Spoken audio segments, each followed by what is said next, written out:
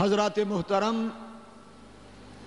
سیدنا امام حسین رضی اللہ تعالی عنہ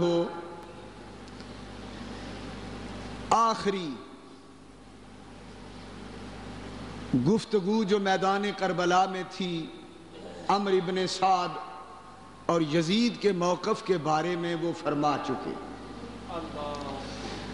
اب کچھ جنگ میں تاخیر ہو رہی تھی، اس کی ایک خاص وجہ تھی۔ وجہ یہ تھی کہ دونوں طرف سے جنگ میں پہل کرنے کو اپنے ذمے نہیں لینا چاہتے تھے، اس لیے پہل کرنے کا موقع ٹال رہے تھے۔ پتا تو تھا نا یزیدیوں کو بھی کہ یہ کون ہے جس کے ساتھ جنگ کر رہے ہیں، پتا تو تھا انہیں، اچھی طرح جانتے تھے یہ کون ہے، لیکن دنیا کی لالچ، برادری کی محبت، برادری، جس برادری کی حکومت تھی بنو امیہ، یہ اس برادری کا لشکر تھا نا۔ نبی کی برادری پسند نہ آئی، اپنی برادری کا تعصب رکھا۔ یہ باتیں سوچنے والی۔ ہم لوگ بھی برادری کے بت کو پوجتے رہتے ہیں، یہاں کئی برادریاں بیٹھی ہوئی ہیں۔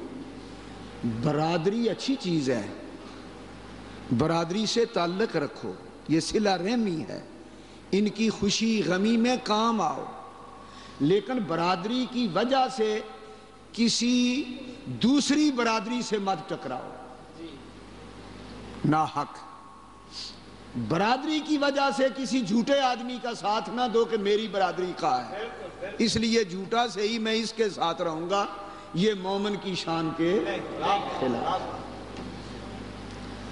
ہماری برادری صرف قومیت رسول عربی ہے صلی اللہ علیہ وسلم، ہم رسول اللہ صلی اللہ علیہ وسلم کے غلام ہیں، اور اسی برادری کی زنجیر میں ہم بندھے ہوئے۔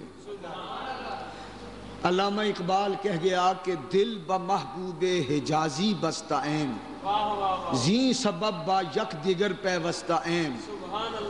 ہم سارے ایک زنجیر کی کڑیاں ہیں، کیونکہ ہم سب کے دل رسول اللہ کی زلفوں میں بندھے ہوئے ہیں، ہمارے دل حضور کی زلفوں میں بندھے ہوئے ہیں۔ یہی برادری ہے، یہی نسبت ہے، اسی کا تعصب ہونا چاہیے، اسی کی محبت ہونی چاہیے۔ نسبت مصطفیٰ کو پیش نظر رکھیے۔ حضرات محترم، امام پاک تو پہل کرنا پسند نہیں کرتے تھے، جنگ میں پہل کرنا۔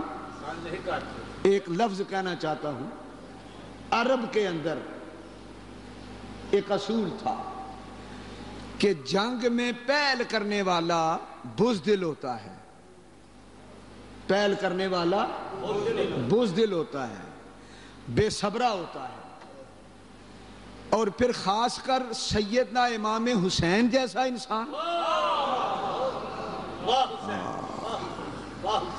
جو علی کا بیٹا ہے، اور علی شیر خدا کی عادت تھی، عادت کہ کبھی کسی جنگ میں پہل نہیں کی۔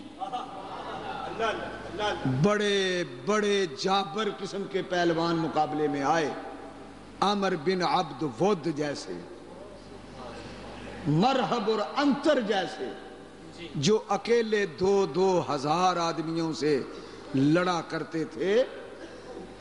تو جب علی پاک کے مقابلے میں آئے تو انہوں نے دیکھا کہ ایک نوجوان سا لڑکا ہے،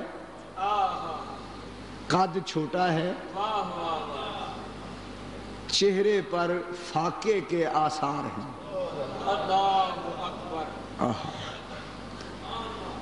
دن کو روزہ رکھتے تھے، رات کو مصلی پہ رہتے تھے۔ علی شیر خدا کی شان۔ کسی نے مولا علی سے پوچھا تھا تمہیں کیا کیا عادتیں پسند ہیں؟ فرمایا الضرب بالسیف والصوم فی السیف والضیافۃ بالضیف. میں چاہتا ہوں میرے گھر مہمان آتے رہیں، انہیں کھلاتا پلاتا رہوں، ہاتھ میں تلوار رہے، خدا اور رسول کے دشمنوں سے لڑتا رہوں، سخت گرمی کا موسم ہو میں روزے رکھتا رہوں. یہ آپ کی پسندیدہ عادتیں تھیں مولا علی کی. گرمیوں کے موسم میں روزے رکھنا اور جنگ کرنا روزہ رکھ کے، یہ مولا علی کی عادت تھی. اور آپ نے کبھی پہل نہیں کی. بڑے بڑے پہلوان کہتے کہ تم لڑکے ہو، چھوٹے ہو، بعد میں تمہارے جی میں حسرت رہ جائے گی، تم حملہ کر لو، پہل کر لو، بعد میں ہم حملہ کریں گے. تو آپ مسکرا کے فرماتے تمہیں غلط فہمی ہوئی ہے، میں نے اگر پہلے حملہ کر دیا تو تمہیں موقع ہی نہیں ملے گا، اس لیے تم نے جو کرنا ہے کر لو، جو کرنا ہے کر لو. اور جب خیبر میں اور جب کسی جنگ میں، غزوہ خندق میں، علی کے مقابلے میں جو پہلوان کافر آیا، آپ نے کہا تو پہلے وار کر. مجبور ہو کے جب انہوں نے وار کیا، آپ ڈھال رکھتے، ان کی تلواروں کے ٹکڑے ہو جاتے. پھر انہیں سوائے بھاگنے کے کوئی چارہ نہ رہتا. تو مولا علی فرمایا کرتے علی کے مقابلے میں آ کر پھر بچ کے کون جا سکتا ہے، بچ کے کون جا سکتا. اللہ، مولا علی شیر خدا، وہ علی تھے، یہ حسین تھے، وہ خیبر اور خندق کے مارکے تھے، یہ کربلا کا مارکا ہے. میں ایک بات کہہ دوں، دو مارکے زمانہ، دو مارکے نہ بھولے گا زمانہ. خیبر کی طرف حیدر کرار کا آنا، شبیر کا نیزے پہ قرآن سنانا، وہ باپ کا قصہ تھا، یہ بیٹے کا فسانہ. جس حسین کا باپ وہ تھا کہ جب جنگ میں نکلتا تو علی اعلان کرتا کہ مجھے کیا پرواہ ہے، موت مجھ پہ آ گرے یا موت پہ میں جا گروں. سبحان اللہ.